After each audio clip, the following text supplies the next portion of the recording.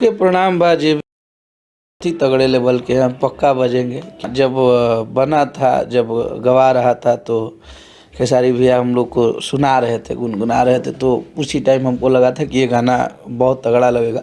तो हमारे भोजपुरी के लिए एक बहुत बड़ी चीज़ है ये कि हमारे भोजपुरी में इस तरह के गाने बन रहे हैं, और जो खास करके उन लोगों के लिए बोल देते हैं कि जो अश्लीलता का विरोध करते हैं। तो जो हमारे भोजपुरी में अच्छे अच्छे गाने आते हैं उसको भी प्लीज़ आप लोग सपोर्ट कीजिए। मुझे लग रहा है कि ना वो मेरा लिखा हुआ गाना है, ना वो मेरे चैनल का है, बस वो खेसारी भैया का गाना है। और मतलब उस गाने का इतना बढ़िया तगड़ा कॉन्सेप्ट है कि, और आदरणीय हमारे बड़े भाई पवन पांडे जी ने उसको लिखा है।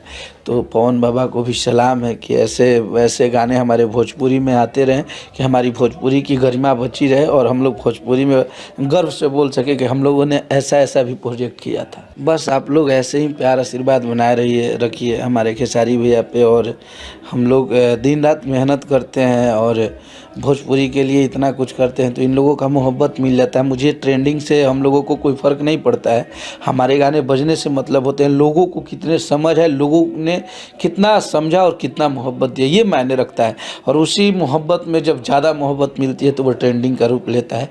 तो हमारे हिट मशीन का इस साल 4 गाने रिलीज हुए हैं, चारों ट्रेंड कर रहे हैं। तो ये एक भोजपुरी के लिए, एक सुपरस्टार के लिए बहुत बड़ी गर्व की बात होती है। और वो भी जितने गाने रिलीज हुए सारे के सारे ट्रेंडिंग किए। तो खेसारी भैया को भी बहुत बहुत धन्यवाद। ऑल ओवर हम लोग की जो टीम है उन लोगों को, कि हम लोग का आज मेहनत यहाँ पे पब्लिक प्यार के रूप में देखा जा रहा है। तो ऐसे ही भोजपुरी को मोहब्बत हम लोग से मिलते रहे।